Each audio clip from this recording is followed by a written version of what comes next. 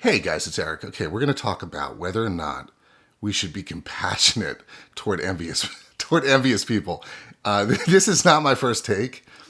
I'm having trouble saying that with a straight face. I guess because if you even arrive at the question in the first place as to whether or not to be compassionate, you're already being somewhat compassionate, right? You wouldn't even form the question like, should I be compassionate? Unless you were a compassionate leaning person. Now, there are situations where human beings commit atrocities and do outrageously horrible things where I think other human beings are justified in withholding compassion. That's another discussion. With envious people, since they're so commonplace and since they're walking among us and since I'm reading all your comments and hearing all the stories, and it's just staggering how completely common and everyday this behavior is, you can say that they're not really committing an atrocity. It's certainly common. I think what they're doing is horrible, but I guess my point is that I'm inclined to want to be compassionate toward them. Let me start by saying that. If the leading question is, should we be compassionate toward them? The natural, obvious answer is, of course, they're human beings. They have their own struggles and problems. And that is the way this is going to lean, even if they're victimizing you or they're gaslighting you or they're throwing all their bullshit at you. However, something I've realized in the course of thinking up this video is I do have trouble being compassionate toward envious people, also known as people who are ruled by envy. I have trouble, and it came to the surface when I did a video that it's not on this channel, but it's related to one of the ones that's on the channel. So on the channel, there's a video called The Hater at the Door. It's not me talking to the camera. It's me playing two people. One is an idealized version of myself. The other is a hater that shows up and just starts hating on him and being silly, and people were enjoying it. So I did a sequel, The Hater at the Door Part 2, and I put that on another channel where there's more narrative, creative videos, and the one here links to the one at the other. But the point is, when I did the second one, which is a bit longer, that time, when I was playing the hater character, when I turned the camera around and was playing the hater, it was with me like all day. The vibe and note and attitude and matrix of values of that character was on me for like 6 hours, and I felt horrible. It felt disgusting, and I almost didn't share this because that sounds so pretentious, obnoxious, and like full of myself, like, oh, I played the role and I disappeared and I thought I was the character.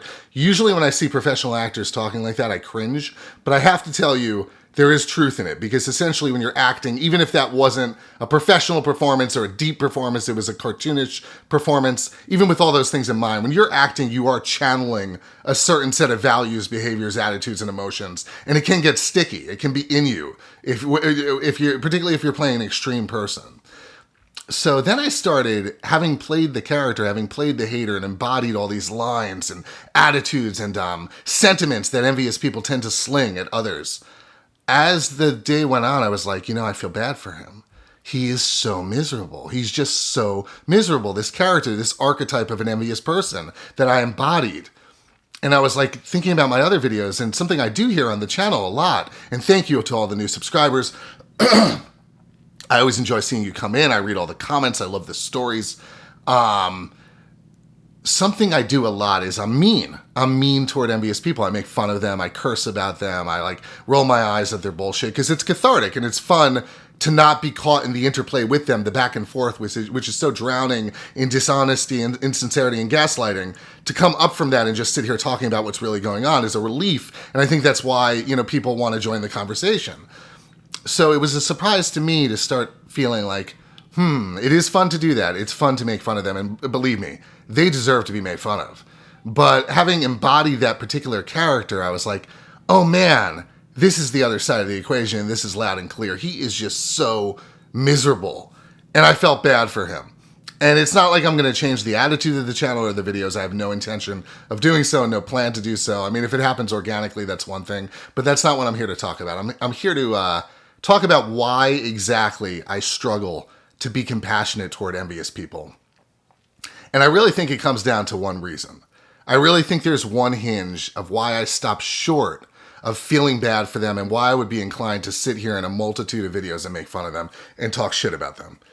It's because they lie so much. That's the reason. The whole interplay with an envious person is essentially a lie. They're essentially perceiving the things you do as their victim that are valuable, that are good, that are virtuous, that are positive and constructive.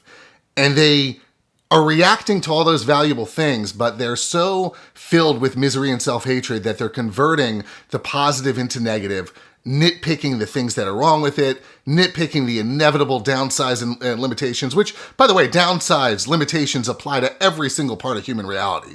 They're just a human inevitability. It's just going to happen that things will be limited, things will have negative components. They seize on those things, and if they're not seizing on those little things and having you under a microscope and nitpicking, you hear me getting hot because I can't stand them. It's funny, I have a whole channel now devoted to them. I never had any plan or strategy for doing this.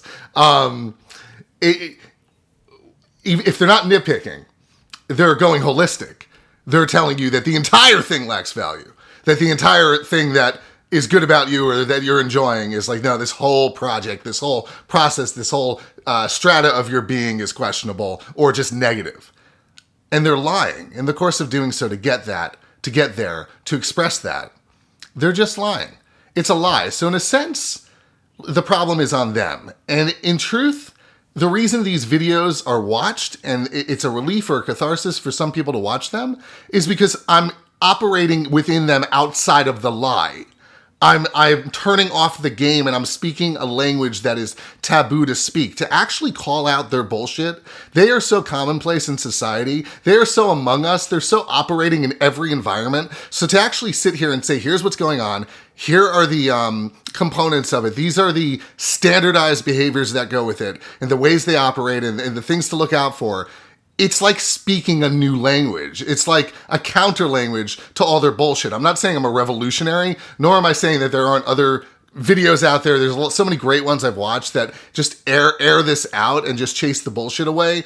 But it is still pervasive enough, the envious behavior. It's commonplace and present enough among us that to hear the alternative, to hear the reality that gets gaslit and undermined by all the envious spiritual warfare is a relief. So that's why I have trouble having compassion for them, because they're liars. Now, it's not like I'm perfect. It's not like I never lie. It's not like I get like all entangled, like, ooh, somebody's lying and it's bad. Like, that's not the attitude. It's just that they are asking you to consent to engage in and participate in their lie, and they're leveraging themselves to predominate with the lie. And it's not right, it's not fair, it's not sane, healthy, or constructive. So in a sense, I feel that to not call them out and to inhibit this and to lean more toward a compassionate frame where I just focus on how miserable they are is unfair to the people they're victimizing. And they are victimizing people. They are absolutely victimizing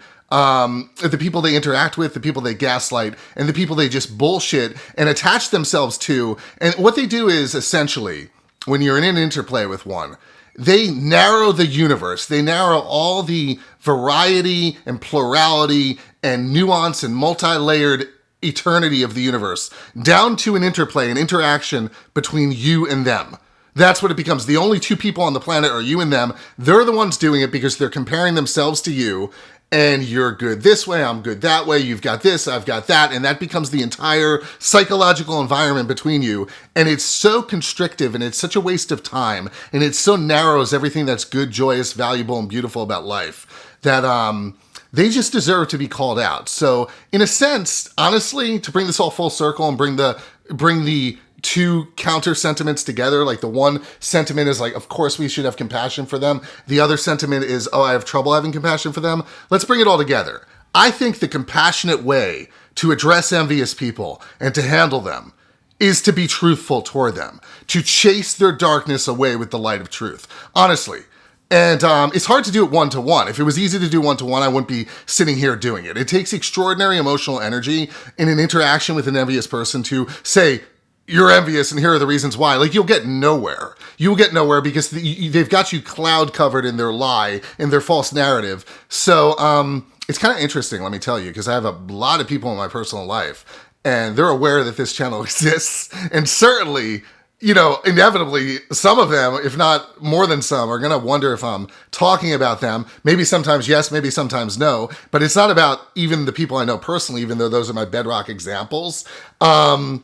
It's, in a sense, this channel is almost in my life, and I feel embarrassed to say this because it sounds pathetic on some level, but it's like an alarm system. It's like a security system against the envious people that might be around me because they know, oh, Eric thinks about this. Eric talks about it. Eric shares about it. Eric gathers community around this topic.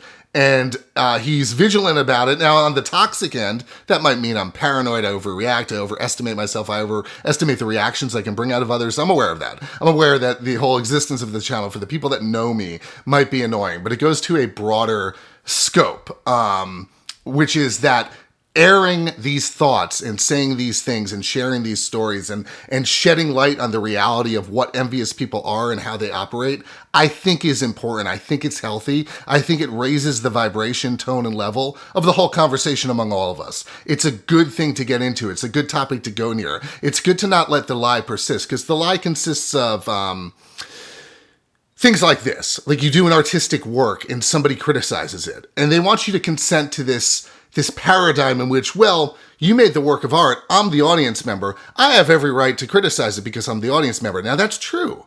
That's absolutely true. And when you give your work of art to the audience, you're absolutely just like giving it over to them and subjecting yourself to the inevitability of criticism, and it's something you can't control. And that's part of communicating. I'm doing it right now with this video. You know, certain people are going to like it, certain people aren't going to like it. That's just the way it goes. But the envious person will manipulate that cultural unconscious paradigm that we've all unconsciously consented and agreed to. Okay, artist does work, audience gives criticism, they applaud or they disapprove or they boo or whatever it is. The envious person pushing their own false agenda might see that it's good or react to it as though it's good or great, and then push an agenda or a narrative that it's not good because they're envious, and they're utilizing the custom of being I'm just criticizing, I'm just in the audience, aren't I allowed to say, they're doing that under a false pretense. And that's one of many millions of examples of how they operate, thinking like, what, I'm not allowed to tell you the truth? I'm just keeping it real. I'm just being honest with you. Aren't we friends?